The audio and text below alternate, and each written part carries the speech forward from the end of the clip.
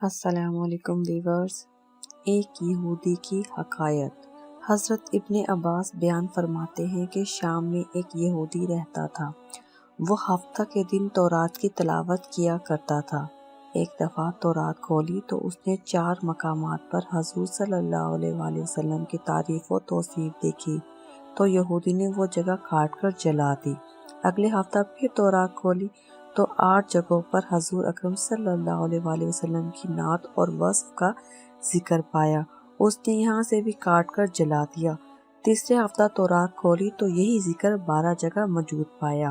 یہودی یہ سوچنے لگا کہ اگر میں یوں ہی کرتا رہا تو ساری کی ساری تورات اس ذکر سے پر ہو جائے گی۔ اپنے ساتھیوں سے پوچھنے لگا کہ حضرت محمد صلی اللہ علیہ وآلہ وسلم کون ہیں؟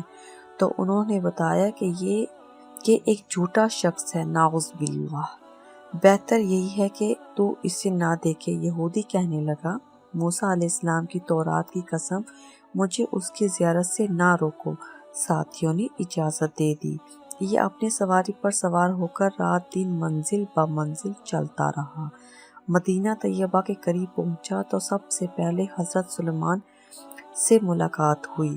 بہت خوبصورت دیکھ کر سمجھا کہ محمد صلی اللہ علیہ وآلہ وسلم ہے، حالانکہ آپ کو اس دنیا سے سفر کیے 3 دن ہو چکے تھے۔ حضرت سلیمان رضی اللہ تعالیٰ عنہ اس کی بات سن کر روئے اور کہا، میں تو ان کا خادم ہوں۔ وہ بولا، آپ کہاں ہیں؟ اب سلیمان رضی اللہ تعالیٰ عنہ سوچنے لگے، اگر وصال کی خبر سناتا ہوں تو واپس ہو جائے گا، اور اگر یہ کہہ دوں کہ موجود ہیں تو جھوٹ ہوگا۔ بالآخر کہنے لگے کہ میں تجھے حضور اکرم صلی اللہ علیہ وآلہ وسلم کے صحابہ کے پاس لے چلتا ہوں۔ مسجد میں آئے تو سب کے سب صحابہ غم کی تصویر بنے ہوئے تھے۔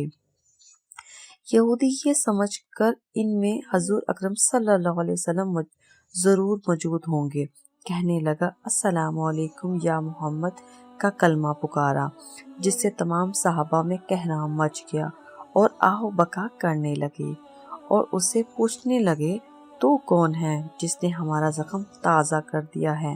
کوئی اجنبی شخص معلوم ہوتا ہے، شاید تجھے معلوم نہیں کہ حضور اکرم صلی اللہ علیہ وآلہ وسلم کا 3 روز پہلے وصال ہو چکا ہے۔ یہ سن کر وہ یہودی چیخنے لگا، ہائے میرا غم، ہائے میرے سفر کی ناکامی، اے کاش میری ماں مجھے نہ جنتی، جن ہی دیا تو کاش میرا تورات نہ پڑھتا، اور وہ بھی پڑھی تھی تو کاش آپ کی تعریف و توصیف پر نظر نہ پڑتی، اور اگر یہ بھی ہو گیا تھا تو مجھے آپ کی زیارت نصیب ہو جاتی۔ پھر کہنے لگا، یہاں پر علی موجود ہیں جو مجھے حضور اکرم صلی اللہ علیہ وآلہ وسلم کے اوصاف اور حلیہ مبارکہ تعارف کرائیں۔ حضرت علی رضی اللہ تعالیٰ عنہ آگے بڑھے اور فرمایا، میرا نام علی ہے۔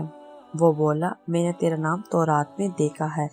حضرت علی رضی اللہ تعالیٰ عنہ نے حلیہ مبارک بیان کرنا شروع کیا کہ آپ نہ ہاتھ سے زیادہ لمبے اور نہ ہی زیادہ چھوٹے تھے، سر مبارک گول تھا اور پیشانی کشادہ، آنکھوں کی سیاہی خوب سیاہ تھی، پلکیں دراز تھی، ہنسی کے وقت دانتوں سے نورانی شعاع نکلتی تھی، سینہ سے ناف تک بالوں کی لکیر تھی، ہتھیلیوں پر گوشت تھی، قدموں کے تلوے قدرے گہرے تھے، بدن کے جوڑوں کی ہڈیاں موٹی تھی، مثلاً کوہنیاں اور گھٹنے، آپ کے شانوں کے درمیان مہر نبوت تھی۔ یہودی کہنے لگا، علی تو نے جو کچھ بتایا صحیح بتایا، تورات میں آپ کی تعریف و توصیف اسی طرح موجود ہے۔ حضور اکرم صلی اللہ علیہ وآلہ وسلم کا کپڑا ہو تو میں اسے سونگھنا چاہتا ہوں۔ فرمایا، ہاں سلمان، جاؤ فاطمہ سے کہو اپنے ابا کا جبہ ذرا بھیج دو۔ سلمان دروازے پر آئے اور آواز دی، اے فخر الانبیاء کے دروازے! اندر حسن حسین رضی اللہ تعالیٰ رو رہے تھے، لہٰذا دروازے کو کھٹکانا پڑا تو حضرت فاطمہ کی آواز آئی، یتیموں کا دروازہ کون کھٹکھٹا رہا ہے؟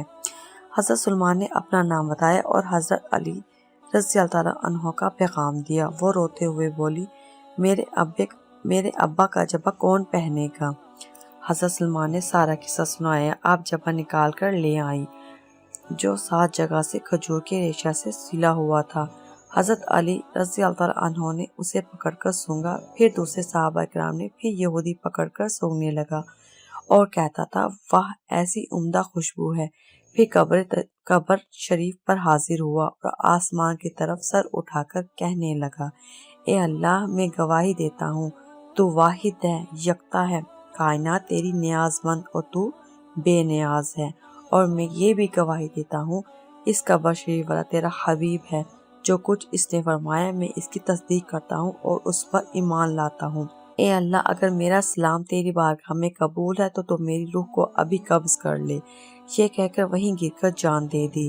حضرت علی رضی اللہ تعالیٰ عنہ نے اسے غسل دیا اور جنت البقیع میں دفن کروایا۔ اور مزید اچھی پوسٹ اس ویڈیو کو لائک کیجیے، شیئر کیجیے اور ہمارے چینل کو سبسکرائب کیجیے۔ شکریہ۔